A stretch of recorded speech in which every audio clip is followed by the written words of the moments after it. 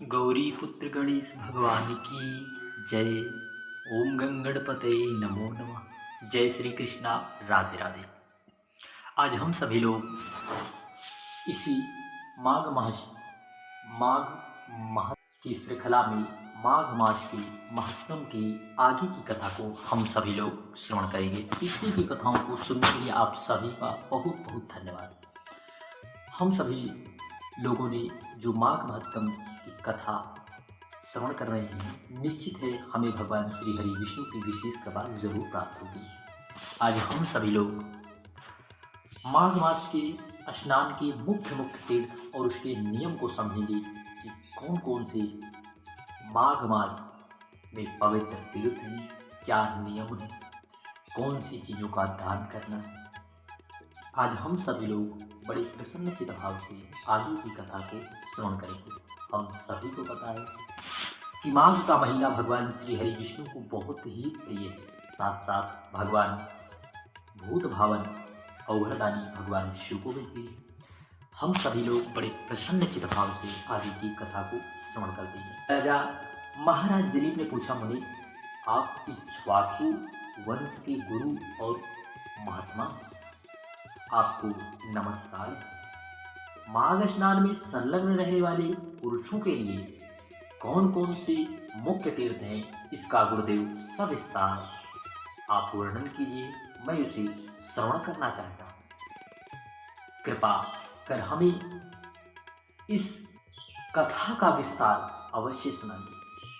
हमारे मन में उठी हुई जिज्ञासा की हिलोरों को शांत कर यह कथा संपूर्ण तीर्थों का वर्णन हमें जरूर करिए गुरुदेव। वशिष्ठ जी ने कहा, राजन माघ मास आने पर बस्ती का मतलब आप जिस नगर या गांव में रह रहे हैं वहां से बाहर जहां कहीं भी जल हो उसे सब ऋषियों ने गंगा जल के समान बताया। देखिए बहुत से लोग यहाँ पर कहते हैं, कमेंट्स भी करेंगे कि बस्ती के बाहर का जल ऋषियों ने गंगा जल के समान बताया। हाँ, यह पद्म पुराण में जो है लिखा हुआ है, पद्म पुराण की यह विशेष कथा है। तथापि मैं तुमसे विशेषता माघ स्नान के लिए मुख्य तीर्थों का वर्णन करता हूँ।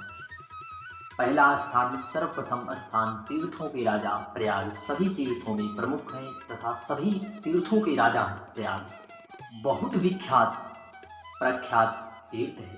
प्रयाग सब तीर्थों में कामना की पूर्ति करने वाला, धर्म अर्थ काम मोक्ष चारों पुरुषार्थों को देने वाला।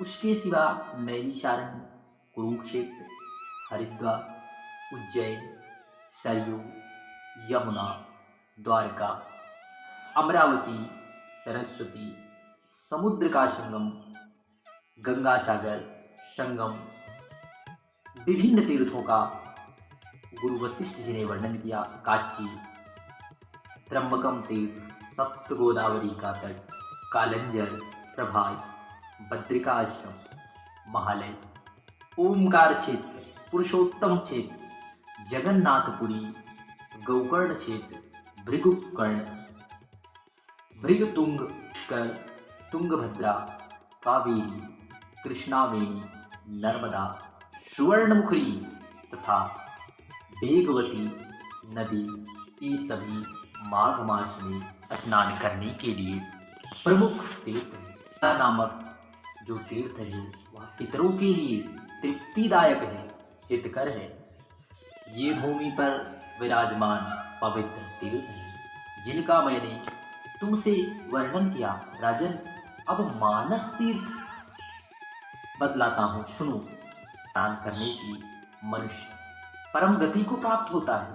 सत्य तीर्थ, क्षमा तीर्थ, इंद्रिय निग्रही तीर्थ, सर्वभूत दया तीर्थ, आर्जव तीर्थ, दान तीर्थ, मनोनिग्रह तीर्थ, संतोष तीर्थ, ब्रह्मचर्य तीर्थ, नियम तीर्थ, मंत्र जप तीर्थ, प्रिय भाषण तीर्थ, ज्ञान तीर्थ, धैर्य तीर्थ, अहिंसा तीर्थ, आत्म तीर्थ, ध्यान तीर्थ और शिव स्मरण तीर्थ, ये सभी मानस तीर्थ हैं।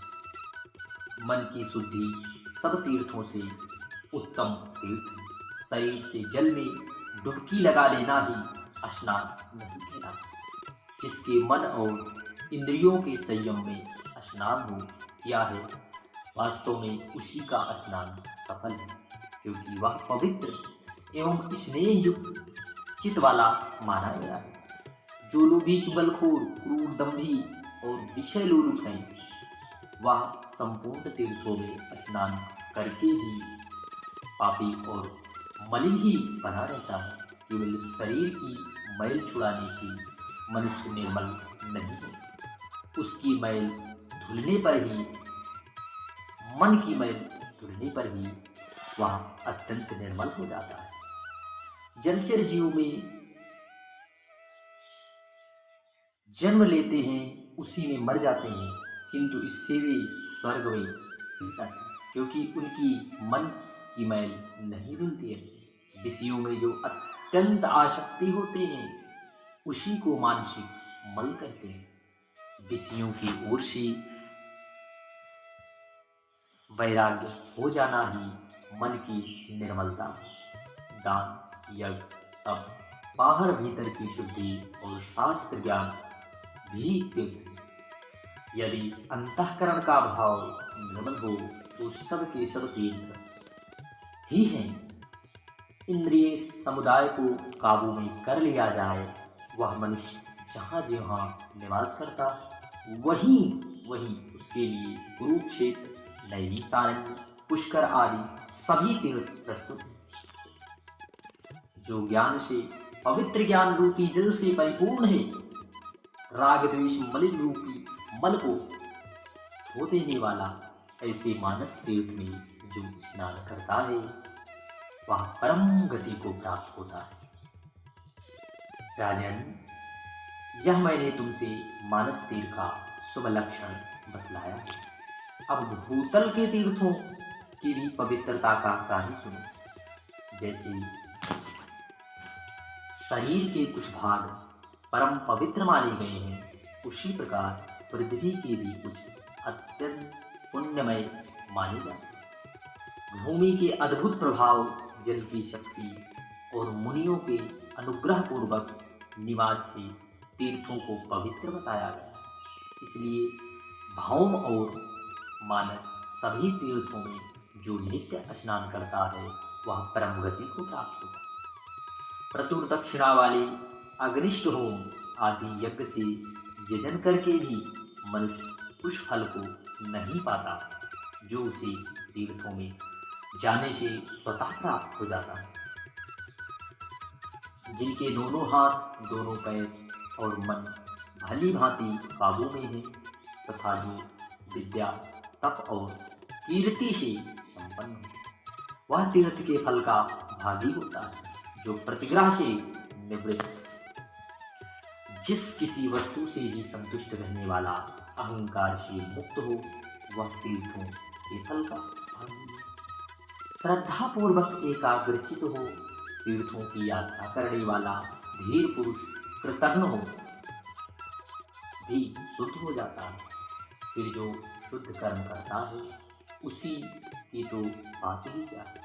वह मनुष्य पशु पक्षियों की योनि में नहीं पड़ता, बुरे द्वेष में जन्म नहीं लेता, दुख का भागी नहीं होता, स्वर्गलोक में जाता है, मोक्ष का उपाय भी चलता। आत्मा, नास्तिक, संशयात्मक और केवल युक्तिवाद का सहारा लेने वाले ये 5 प्रकार के मनुष्य तीर्थ फल के भागी नहीं होते। जो शास्त्रों तीर्थों में विधि पूर्वक विचरते हैं, सब प्रकार के द्वंद्वों का भी सहन करते हैं, वे धीर स्वर्गलोक हो जाते हैं। तीर्थों में अर्घ और आह्वान के बिना ही श्राद्ध करना चाहिए।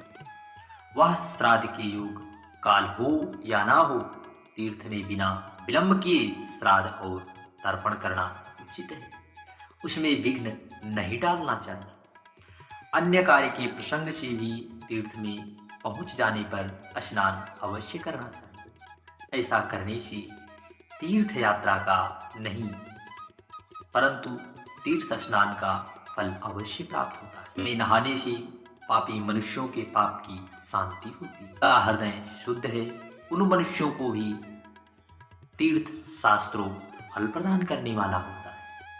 जो दूसरों के लिए तीर्थ यात्रा करता है वह भी उसके पुण्य का 16वां अंश प्राप्त कर लेता है। उसकी प्रतिमा बनाकर तीर्थ के जल में भी उसे स्नान करावें, जिसके उद्देश्य से उस प्रतिमा को स्नान कराया जाता है, वह पुरुष तीर्थ स्नान के पुण्य का 8वां भाग प्राप्त कर लेता है। तीर्थ में जाकर उपवास करना और शील के बालों का मुंडन कराना चाहिए। मुंडन से मस्तक के पाप नष्ट हो जाते हैं। जिस दिन तीर्थ में पहुंचे उसके पहले दिन उपवास करें और दूसरे दिन श्राद्ध एवं दान करें। तीर्थ के प्रसंग में मैंने श्राद्ध को भी तीर्थ बतलाया है। यह स्वर्ग का साधन तो है, मोक्ष प्राप्ति का भी उपाय। इस प्रकार नियम आश्रय ले माघ मास में व्रत करना चाहिए और उस समय ऐसे ही तीर्थ यात्रा करनी चाहिए। माघ स्नान में मनुष्य स्नान करने वाला पुरुष सब जगह कुछ ना कुछ दान अवश्य करे। बेर, केला और आंवले का फल, सेर भर घी, सेर भर तिल, पान एवं आढ़क 16 सेर चावल, उमड़ा और खिचड़ी, ये 9 वस्तुएं प्रतिदिन ब्राह्मण को दान करनी चाहिए। जिस किसी प्रकार हो माघ मास को व्यर्थ नहीं जाने देना चाहिए। किंचित सूर्यास्त होते होते माघ स्नान करना चाहिए तथा माघ स्नान करने वाले पुरुष को यथाशक्ति सौंफ, संतोष आदि नियमों का पालन करना चाहिए। विशेषतः ब्राह्मणों और साधु सन्यासियों को पकवान भोजन कराना चाहिए। जाड़े का कष्ट दूर करने के लिए बोझ के बोझ सूखे काष्ठ दान करें।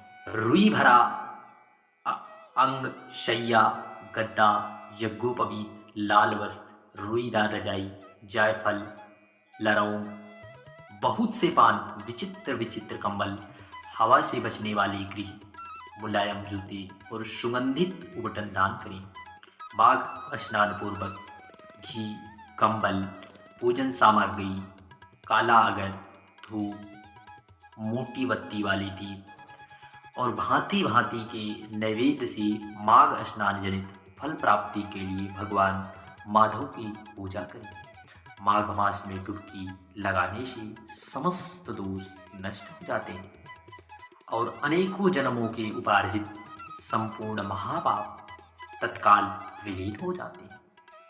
यह माघ मास की मंगल का साधन है। यही वास्तव में धन का उपार्जन है तथा यही जीवन का फल है। भला माघ स्नान मनुष्यों का कौन कौन सा कार्य नहीं सिद्ध होता। वह पुत्र, मित्र, कलत्र, राज्य, स्वर्ग तथा मोक्ष भी देने वाला है। हम सभी लोगों को बड़े ही प्रसन्न चित्त भाव से श्रवण करना चाहिए। माघ स्नान से किस प्रकार सुब्रत को दिव्य लोक की प्राप्ति हुई, आगे की कथा में, आगे के अध्याय में हम सभी लोग अवश्य श्रवण करेंगे। जय श्री कृष्णा।